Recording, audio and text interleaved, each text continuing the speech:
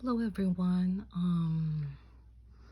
This is my first post for my plant YouTube channel, and I felt like it's time. I have so many plants. I have them for some of them. I have them for years. I'm a plant collector.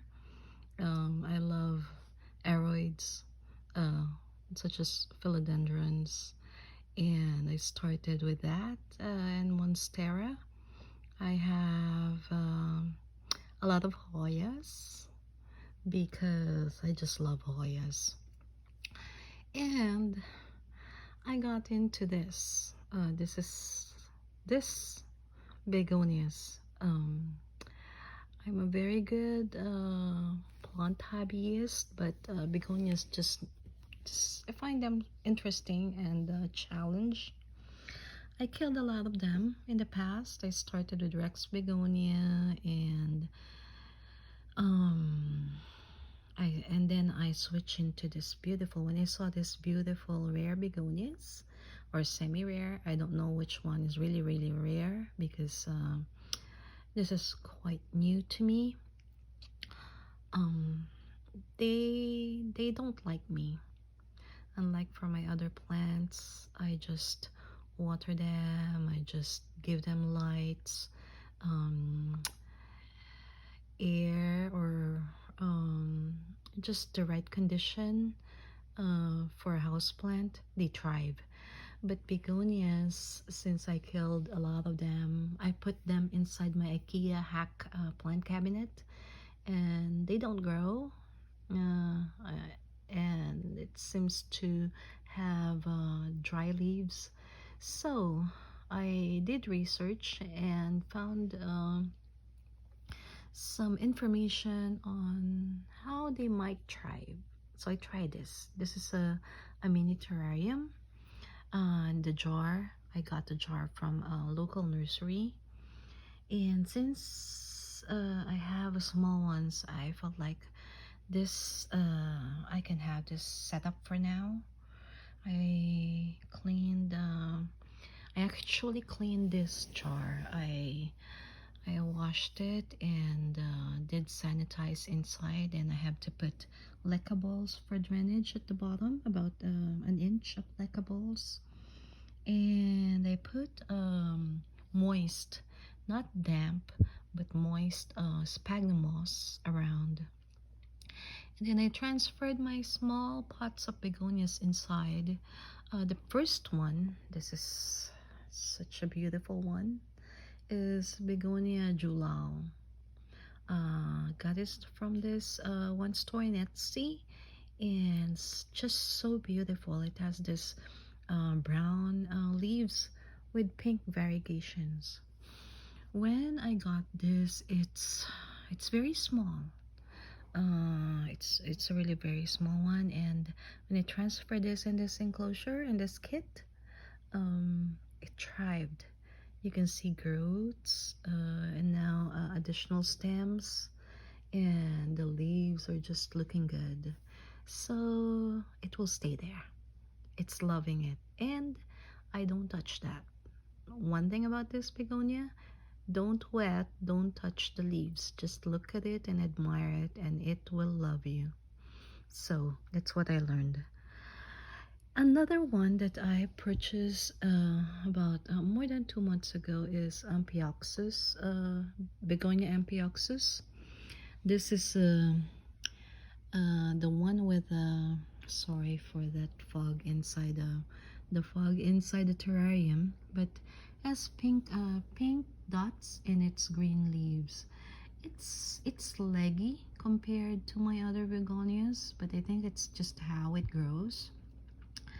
um I might transfer this because it depends on how it will grow. If it gets taller, I have to transfer.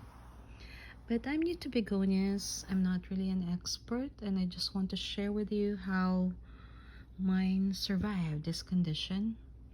It's loving it. Okay, look at that. I think those are some dirt, and I don't want to touch it. I need to research first how to clean up the leaves of this plant before doing anything. The reason why I don't want to touch it is they melt. When I water them or touch them, some of them just melt and they die. So I'm not sure what I'm doing, but I learned my lesson and don't want to touch them. Okay, to the next one. We have this Begonia Maculata Wightii. So this is a cutting from the mother plant. I have two potted plants of this Begonia Maculata Wightii that I purchased from, I think, in one of the grocery stores. Not even a nursery. I saw them and they're so beautiful. Some leaves are dry, some leaves are dying, and I felt like, okay, you go home with me and I'll take care of you. And I did propagations because they propagate so well. It's just a cutting. As you can see, there are roots in that cutting, and these are new leaves. These are new leaves. They start with a pinkish color of the leaves, a brownish pink, and then they will turn into this minty pink with white dots. And then as they mature, they turn into this darker green with white dots. So it's so beautiful. If you Google this Begonia Maculata Wightii, you'll see how this grows and how beautiful it is as it matures. So I will for sure, because this is growing so fast, I will for sure transfer this to a different location. I'm thinking of transitioning it into a pot, a small pot, and then inside an open Ziploc bag in order to transition, or maybe put it in my IKEA plant cabinet and then transition it, and then eventually it will grow outside the cabinet, because the mother plant survived my plant room condition. So I think I just need to transition it slowly. One thing about plants, any plants that I've seen, you cannot shock them. Don't change their condition so fast. You need to transition them as you move them from one location to another. I killed some plants because I changed their location, I changed their condition, and they just die and dry out. I don't know why, especially the sensitive ones, but that will be for another vlog, and you'll see. I'll show you what happened to my other plants. So moving on, I have this Begonia Rajah or Begonia Rajah. I'm not sure how to say it. Maybe I butchered the name. This one I got from a seller in Facebook group. It's just a cutting when it arrived. Unlike the other begonias that's potted in a small container with soil, this one is a cutting, and it is wrapped in sphagnum moss. And then I just love that leaf.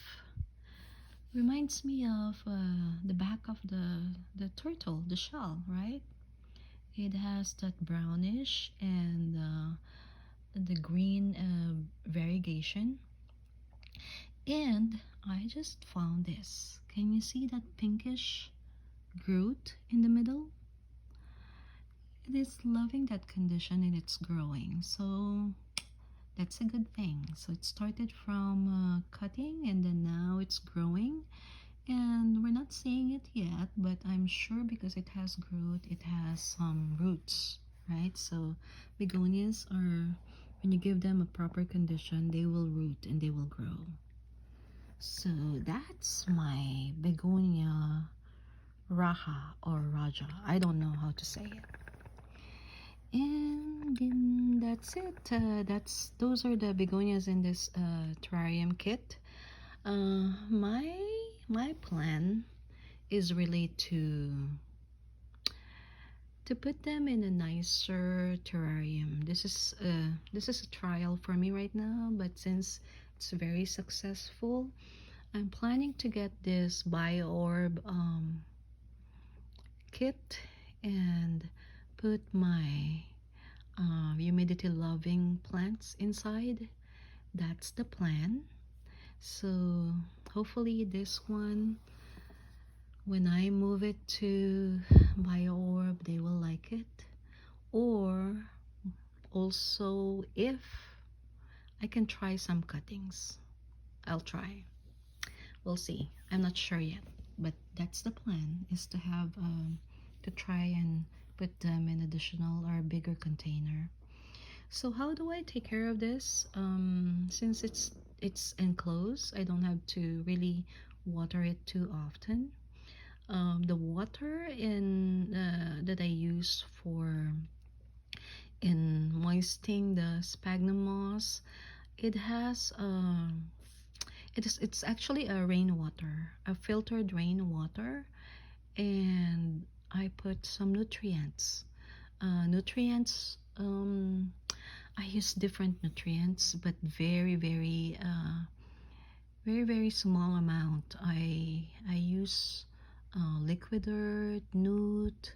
Um, I forgot the others, but I use a lot. I tried different nutrients for my plants, but just a warning, I don't put a lot because it might shock your plants. So don't blame me that I didn't warn you. Don't put so much nutrient in your water because you might have more problems than seeing your plants grow. Okay, it's a trial and error. Don't have exact amount. I usually whenever I see instructions in those nutrient package, I used only half or even less of the solution. So just to make sure that I don't shock my plants. Sorry, it's really foggy because I don't have ventilation inside this small terrarium kit, but it is what it is. What else? So water and nutrients. Also, when I water the soil, which I don't really have to at this point, I don't touch the plants. I think I mentioned that before. Some of them are really sensitive. And for air, I open this jar every 3 days for an hour or so that it will have additional oxygen and air will circulate. And that's it. Very low maintenance, and it sits in near my window, not really near my window, but it's actually the ledge of my window. I will need to move this eventually as it gets cold, but it's away from, don't put it in direct sunlight. They don't like direct sunlight, but they want bright condition. And that's it for me. I hope you like my terrarium and the begonias inside this terrarium. And thank you for watching, and subscribe and you'll get more updates from my plant babies. Thank you for watching. Bye.